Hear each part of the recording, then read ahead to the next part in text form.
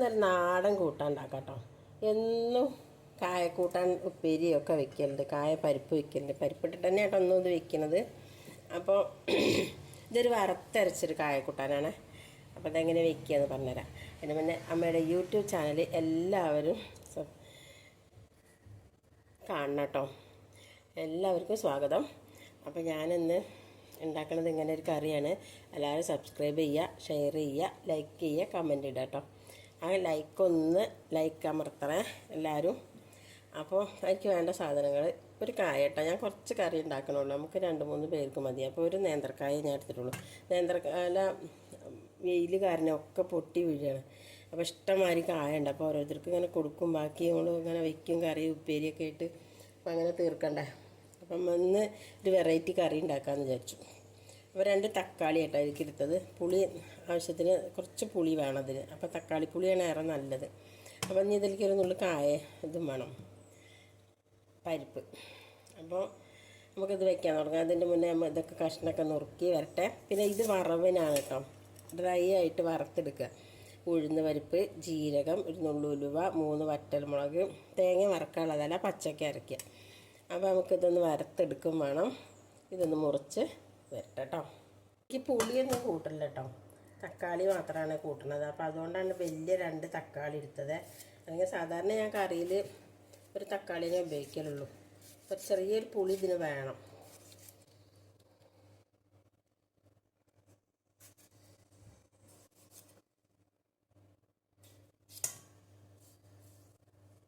ഒരു നാടൻ കറി കേട്ടോ, അത് വറുത്തരച്ച കായക്കൂട്ടാൻ.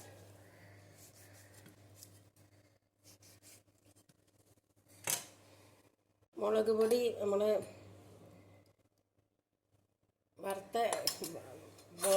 വറ്റൽമുളക് ഇല്ലെങ്കിൽ നമുക്കിതിൽ പൊടി ഇട്ടാലും മതി കേട്ടോ. അപ്പം നമുക്ക് ഈ പരിപ്പ് ഇതിലേക്ക് ഇട്ടെടുക്കാം. അപ്പം അതിൻ്റെ ഒപ്പം തന്നെ വെള്ളം ഒഴിച്ചു കൊടുക്കാം.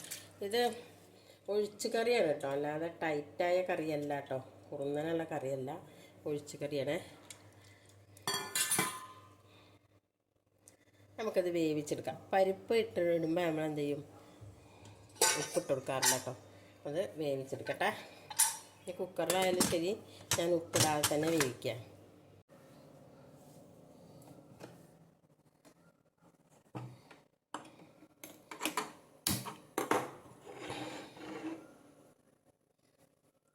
വേവിച്ചെടുക്കട്ടെ.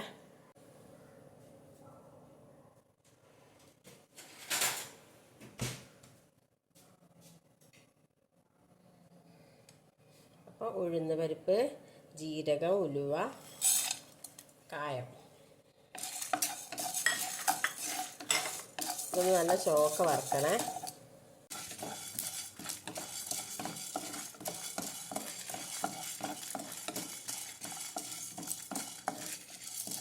ഇത്ര മതിയാവും കേട്ടോ.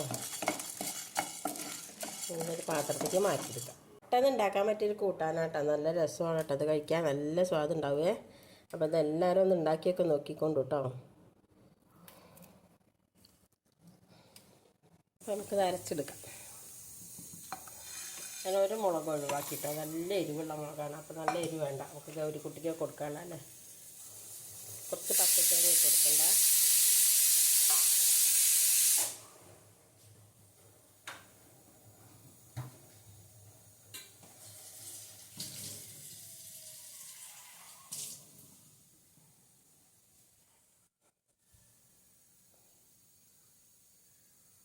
നന്നായിട്ട് അരച്ചെടുക്കണം.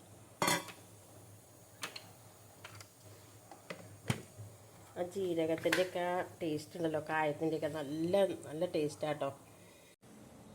ഞാനൊരു മൺചട്ടിയിലേക്ക് ഒഴിവാക്കണേ.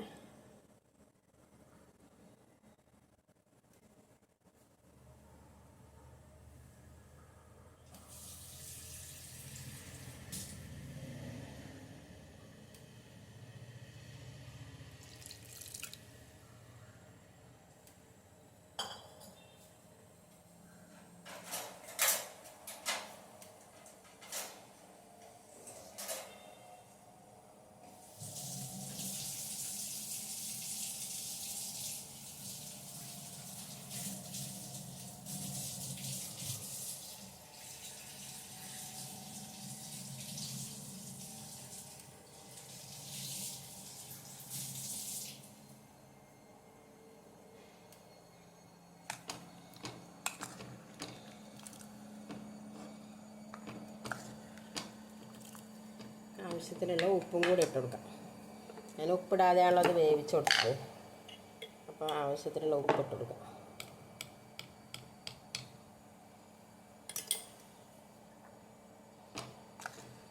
വെള്ളമൊക്കെ ഈ സമയത്ത് നമുക്ക് ആവശ്യത്തിന് കൂട്ടി കൊടുക്കണം. വേണ്ടവർക്ക് ഇത്ര മതി. തേങ്ങ അരച്ച് പാരുമല്ലോ, നമ്മൾ അരപ്പ് കൂടി ഇതിൽ പാരുന്നുണ്ടല്ലോ.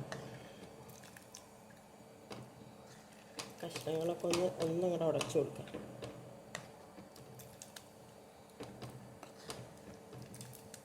ഉപ്പുണ്ടോ നോക്കുക.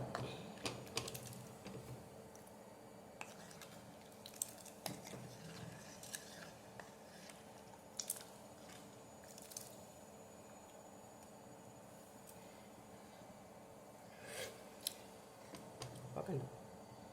ഒന്ന് തിളക്കട്ടെ.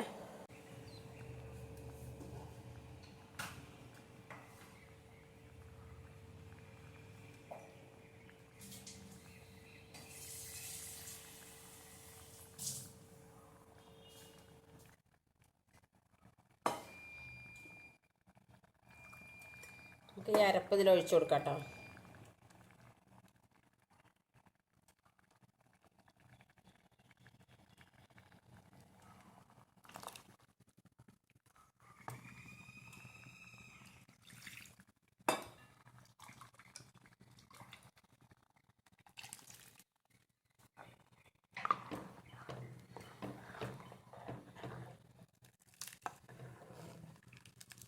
അപ്പോൾ തന്നെ അതിന് നല്ലൊരു മണമുണ്ട് കേട്ടോ. ഈ അരപ്പൊക്കെ അതിൽ ഒഴിച്ചപ്പോൾ ആ ജീരകത്തിൻ്റെയും കായത്തിൻ്റെയും ഒക്കെ കൂടെ നല്ലൊരു വാസന ഉണ്ട്.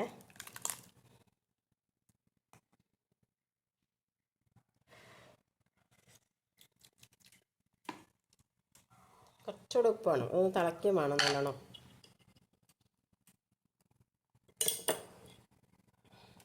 തിളക്കട്ടെ. നമ്മളെ കറി റെഡി ആയിട്ടുണ്ട്.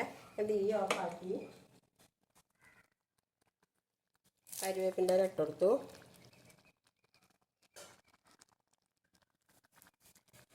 കുറച്ച് വെളിച്ചെണ്ണ ഒഴിച്ചു കൊടുക്കാം. ഇതിൽ വറവിടണമെങ്കിൽ കടുകും മുളകും ഇട്ടിട്ട് വറക്കാം കേട്ടോ. ഞാൻ വറക്കില്ല, വെളിച്ചെണ്ണ ഒഴിച്ചു കൊടുക്കുകയാണ്.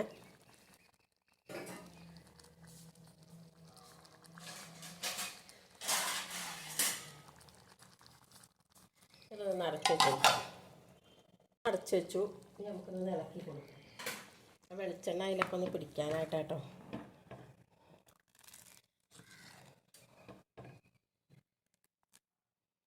നല്ലൊരു ഒഴിച്ചുകറിയാണിത്. എല്ലാവർക്കും ഇഷ്ടപ്പെടും. എല്ലാവരും ഒന്ന് ഉണ്ടാക്കി നോക്കുക. ഇന്നത്തെ വീഡിയോ ഇത്രയേ ഉള്ളൂ. നാളെ ഒരു പുതിയ വീഡിയോ ആയിട്ട് വരാം കേട്ടോ.